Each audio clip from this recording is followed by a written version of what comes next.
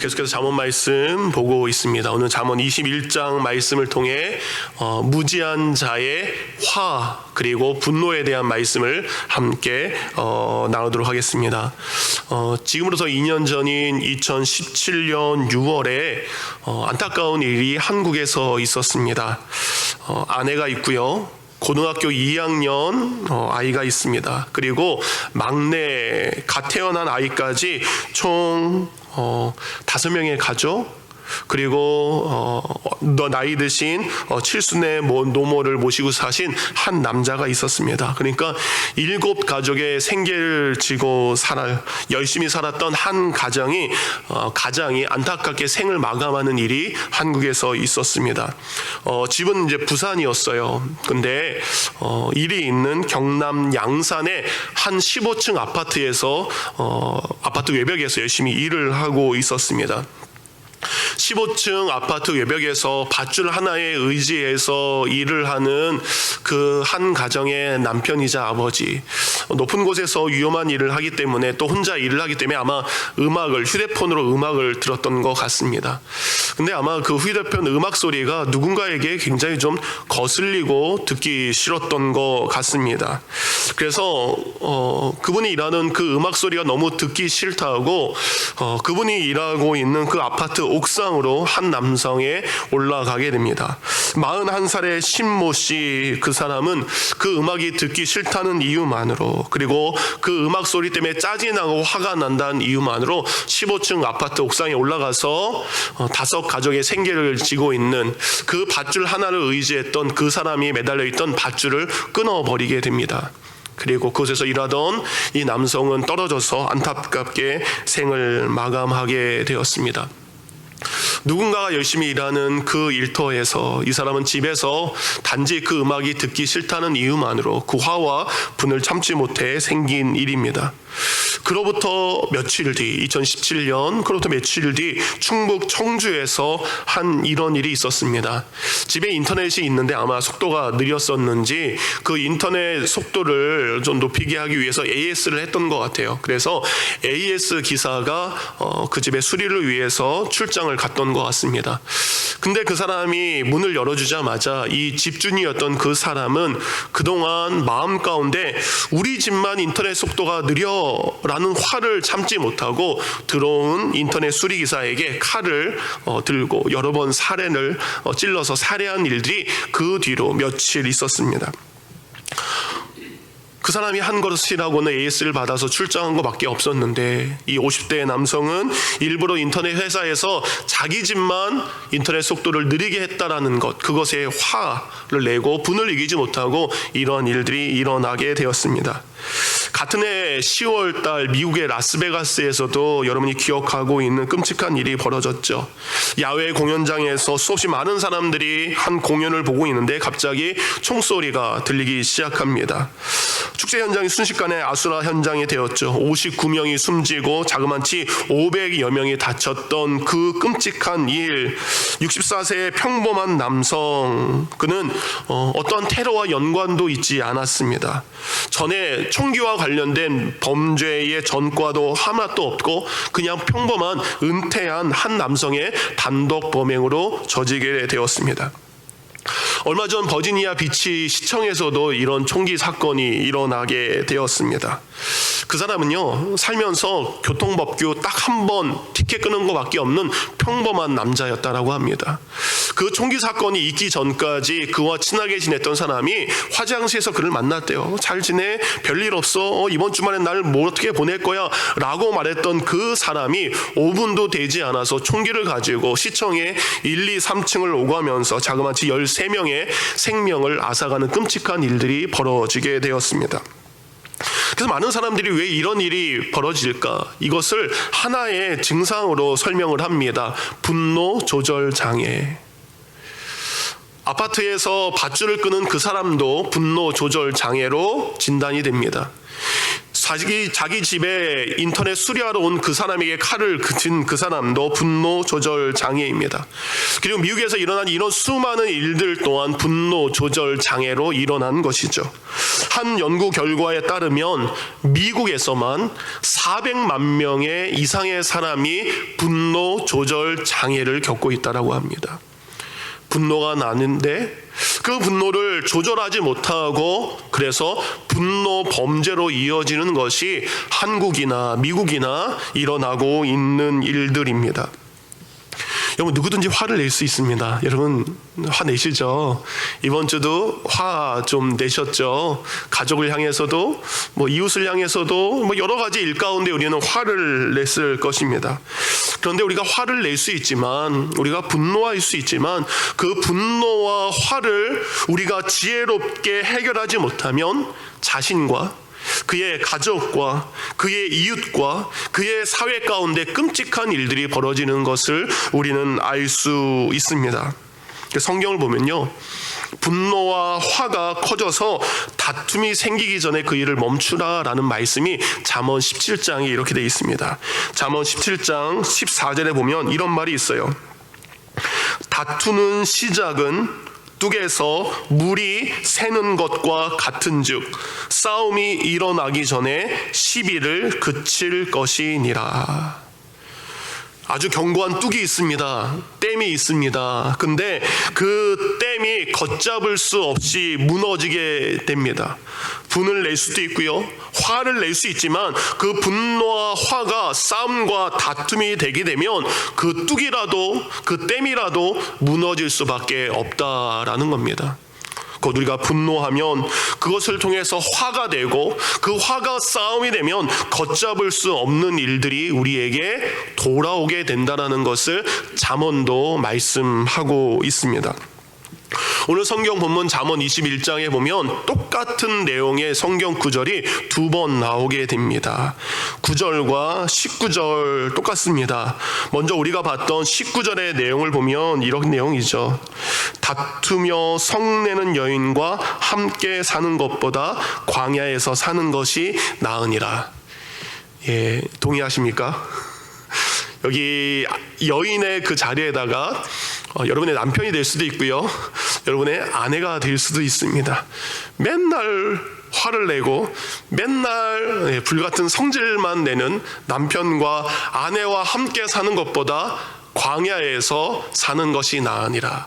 근데 여러분, 9절도 똑같은 말씀입니다. 9절 제가 읽어드릴게요. 다투는 여인과 함께 큰 집에서 사는 것보다 움막에서 사는 것이 나으니라.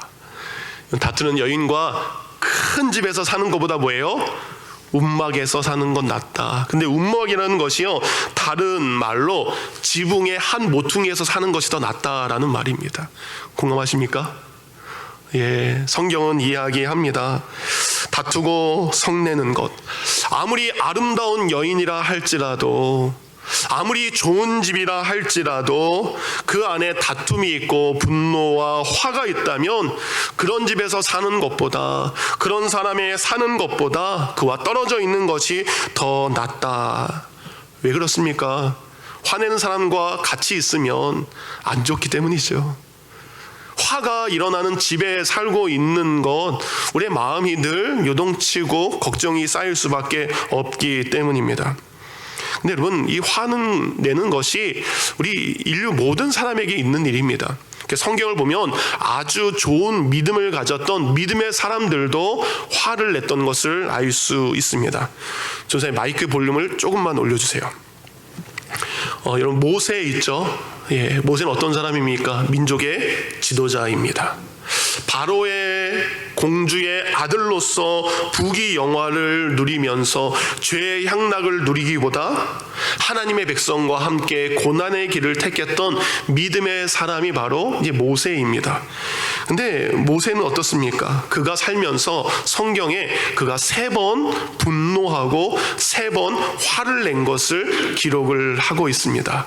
첫 번째 모세의 화는 그가 바로의 공주의 아들, 곧 왕자로서 궁궐에 살고 있을 때 어느 날 저 피라밋을 짓고 있는 저 노예들이 자신과 같은 민족이라는 것을 알게 됩니다. 그래서 애굽 사람이 자신과 같은 민족인 이 히브리 사람, 이스라엘 사람들을 때리는 것을 보면서 이 민족적 의문에 휩싸이게 되죠. 그리고 자신과 같은 동족을 때리는 그 애굽 사람을 쳐 죽이게 됩니다.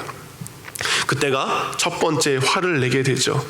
여러분, 요즘에 우리 한국 축구 요즘에 난리죠. 내일 드디어 결승입니다.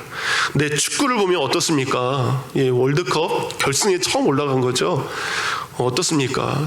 경기를 보면 그 사람이, 그 나라 사람과 우리나라 사람이 특별하게 억하 감정이 없습니다. 그렇죠? 그 나라 사람과 우리나라 사람, 세네갈 사람들이 우리에게 잘못한 일이 없습니다. 그렇죠? 다른 나라 사람들이 우리가 잘못하는데 축구 경기 그 하나 같은 민족이란 이유만으로 뭐예요? 죽고 사는 게임이 축구 게임 경기가 되는 거죠. 모세의 첫 번째 분의 결과, 같은 동족이 어려움을 당하자 의분을 내게 되죠. 근데 그 결과가 어떻습니까? 화를 내게 됐을 때 그는 그 분노를 이기지 못하고 사람을 죽였고, 또 그 일을 통해서 이제 광야로 쫓겨가는 신세가 되게 됩니다. 두 번째 모세의 분노를 성경은 이렇게 기록합니다. 그가 하나님의 말씀을 받고자 40일 시내산에 올라가게 됩니다. 40일 동안 금식 기도했어요. 하나님의 얼굴을 뵙습니다. 그리고 하나님께서 주신 십계명의 2 돌판을 가지고 내려오는데 백성들이 뭐합니까? 금송아지를 만들고 거기에 춤추며 노래하는 그 모습에 분노가 치밀게 됩니다.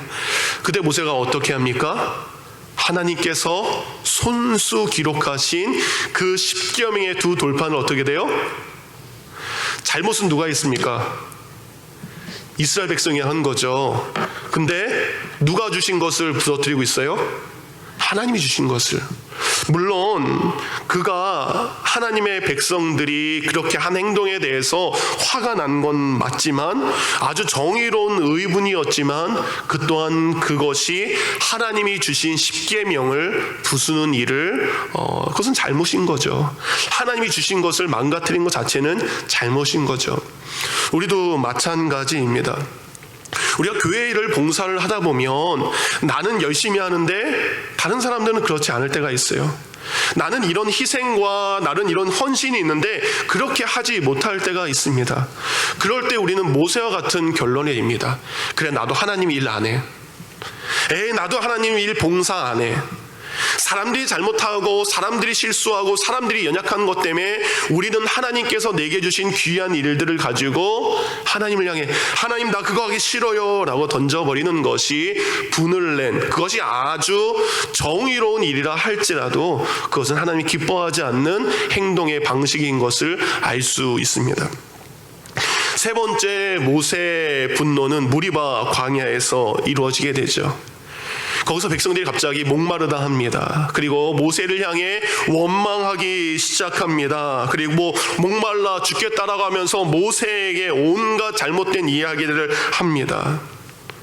그리고 백성들의 그 기도 목마름에 하나님은 반석에게 명하라라고 했죠. 근데 모세가 지팡이를 가지고 어떻게 합니까? 반석을 내리치게 되죠. 그 무리바에서 하나님께서 명령하신 것은 반석에게 명하라 했는데, 자신에게 아픔을 줬던, 자신을 분노하게 했던 그 사람들을 위한 모세의 행동은 그 또한 분노로서 반석을 치게 되죠. 여러분, 그 결과가 무엇입니까? 그가 약속의 땅에 들어가지 못하게 되었습니다. 모세가 백성들을 위해서 분노한 것, 아주 정의로운 일입니다. 금송아지를 만든 그들에게 하나님의 십계명을 던진 것, 그만큼 하나님의 뜻대로 살지 못한 백성들의 안타까움이기도 합니다. 백성들의 원망을 듣고 기도까지 했지만 그 또한 사람에게 분노를 이기지 못하고 하나님의 명령을 잘못 수행한 그의 모습. 그의 원인은 좋았지만 분노는 어떤 모양이든지 좋지 못한 결과를 가져오는 것을 성경은 우리에게 말하고 있습니다. 여러분, 분노가 화를 내는 것이 왜 위험합니까? 아까 얘기했던 것처럼 두 가지가 우리에게 돌아오기 때문입니다. 분노는, 화는 죄를 불러오기 때문입니다. 에베소서 4장 26절과 27절은 이런 말을 합니다. 분노는 마귀에게 틈을 내어주고 허점을 보이는 것, 이렇게 이야기하죠. 분을 내어도 죄를 짓지 말며 해가 지도록 분을 품지 말고, 그래서 마귀에게 틈을 주지 말라. 반대로 얘기하면 이것입니다. 분을 내어도 죄 짓지 말며 해가 지도록 분을 품지 말고 마귀에게 틈을 주라. 그 반대 행동은 뭡니까? 내가 분을 내어 죄를 짓는 것, 마귀에게 틈을 주는 것입니다. 내가 해가 지나도록 오늘의 분노를 내일까지 가지고 있는 것, 그것을 통해서 누가 틈타고 들어옵니까? 내가 믿는 자지만 내 믿는 자, 우리의 속에 마귀가 틈을 타고 들어오게 됩니다. 곧 믿는 자로서 지혜롭게 행동하지 못하면 그 분과 화가 죄라는 것으로 이어지기 때문입니다. 북에 가면 어느 좀 특별한 그 족속이 있다라고 합니다. 이누이트라는 족이 있다라고 합니다. 이누이트족. 이 이누이트족은요, 분노를 다스리는 그들만의 방법이 조상들 때부터 내려오고 있다라고 합니다. 어느 날 화가 났어요. 자꾸 분노가 일어납니다. 그러면 그 일이 어떤 일이든 간에 상관없이 멈춥니다. 그리고 무작정 광야를 향해, 평원을 향해, 그리고 얼음 빙산을 향해 걷기 시작한다라고 합니다. 언제까지 걸을까요? 분노가 사그라들 때까지, 화가 진정될 때까지. 그럼 맞죠? 분노가 처음에는 가라앉지 않는 것 같지만 그 감정을 가지고 30분을 걸어가면, 1시간을 홀로 걸어가면, 2시간을 홀로 걸어가면 사람의 마음이 어떻게 될까요? 분노의 게이지가 조금씩 내려오면서, 아, 내가 왜 화를 냈지? 아, 그때 이렇게 했어야 되는데 라는 방법입니다. 그래서 그 분노가 마침내 가라앉았을 때 그 분노가 멈춰선 자리에다가 나무가지를 하나 꽂고 되돌아온다라고 합니다. 왜 그럴까요? 그때를 기억하기 위함이죠. 내가 분을 냈고 내가 화를 냈지만 그것이 이렇게 가라앉는구나. 우리 믿는 사람은 어떻습니까? 분노가 왔을 때 다른 사람을 바라보는 것이 아닙니다.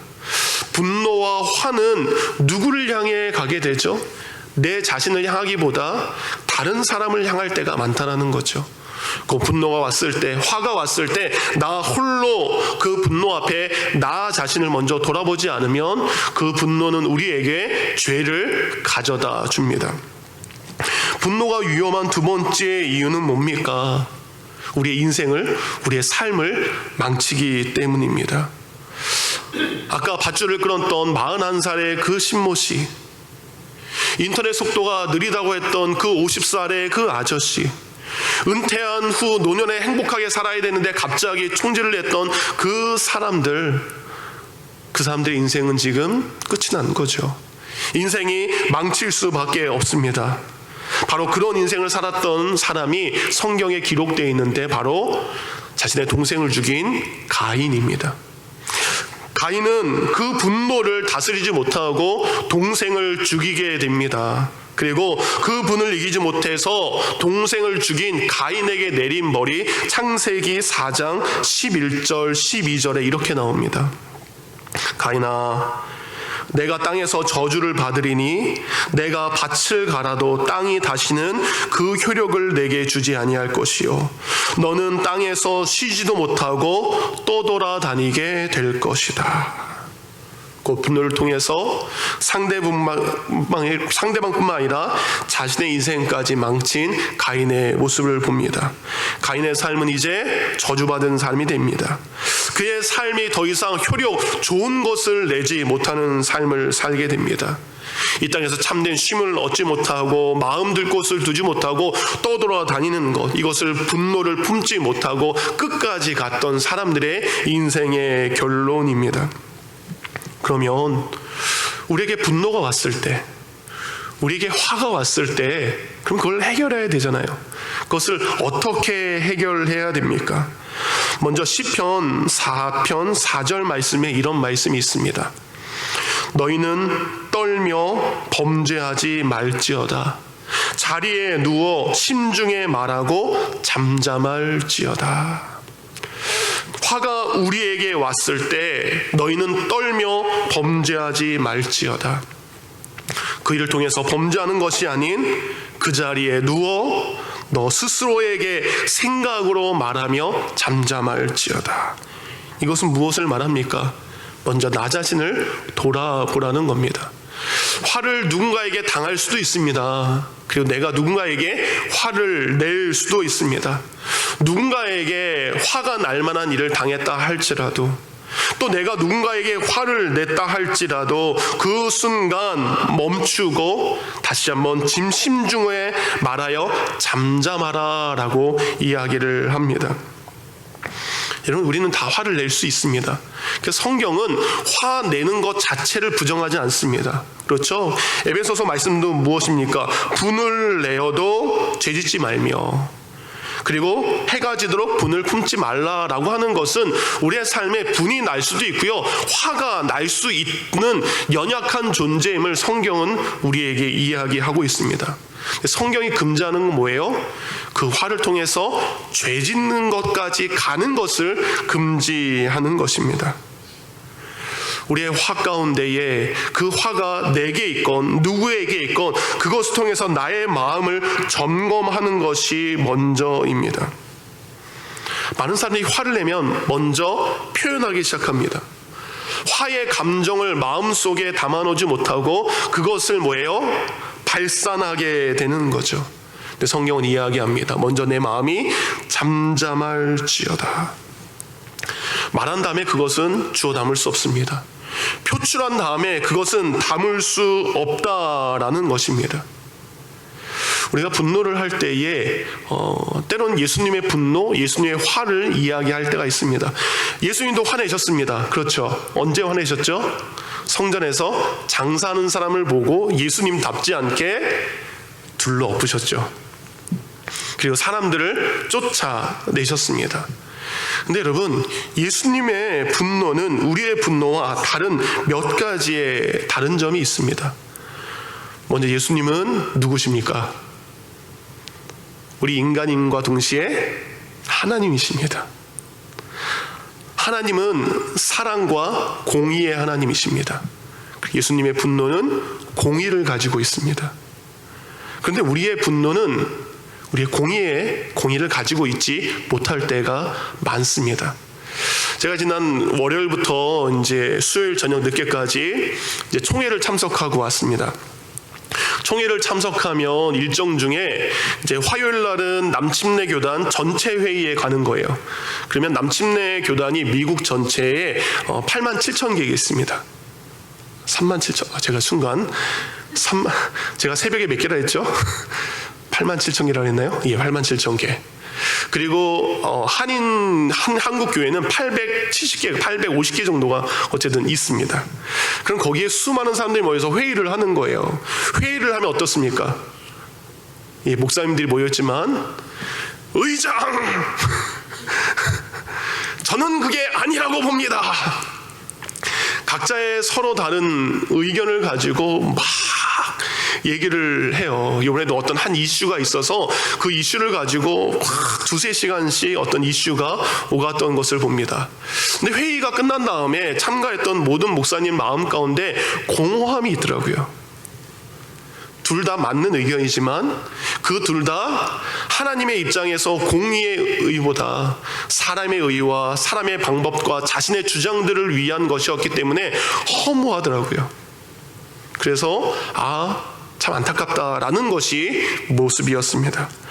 그런데 예수님의 분노는 무엇이었습니까? 사람의 것이 아닌 하나님의 것이었습니다. 여러분, 예수님은 자신을 공격하는 사람에게 화를 내지 않으셨습니다. 그거는 성전에서 잘못 행동을 하는 그 일, 그 행동에 대한 것이었어요. 예수님은 자기 자신을 공격한 것 때문에 화를 한 번도 내지 않았습니다. 자신을 십자가에 못 박는 사람들을 향해 화내지 않으셨습니다. 자신에게 침뱉는 로마 병정들을 향해서 화내지 않으셨습니다. 자신을 은 30에 팔았던 가룟 유다에게 화내지 않으셨습니다. 따라다니면서 방해했던 유대인들에게 화내지 않았습니다. 예수님은 자신을 향해서 공격했던 사람들을 화내지 않았어요. 예수님이 화냈던 것은 뭐예요? 하나님의 것에 대한, 하나님의 일들에 대한 것이었고, 그것은 또 무슨 방법이었습니까? 예수님이 인간이었지만 예수님이 또 다른 하나님이셨기에 그 하나님으로서 당연히 할 수 있는 것이 예수님의 성전을 뒤집어 엎었던 그 예수님의 분노의 모습입니다. 근데 우리의 분노는 어떻습니까? 나를 향해 있을 때 우리는 분노하게 됩니다. 나의 중심을 공격했을 때, 나의 것을 손해하게 했을 때 우리는 그 일에 대해서 화를 하죠. 근데 예수님은 그 일에 화내지 않으셨습니다.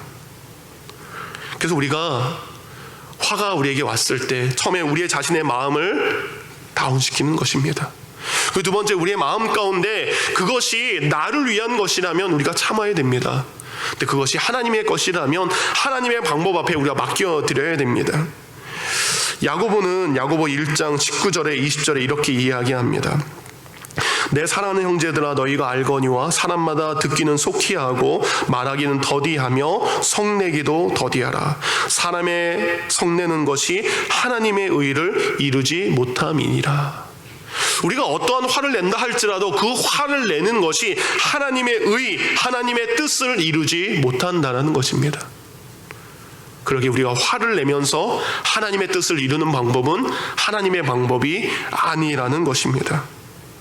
그래서 바울은 우리에게 골로새서 3장 8절에 이렇게 이야기합니다. 이제 너희가 이 모든 것을 벗어버리라. 뭘 벗으냐?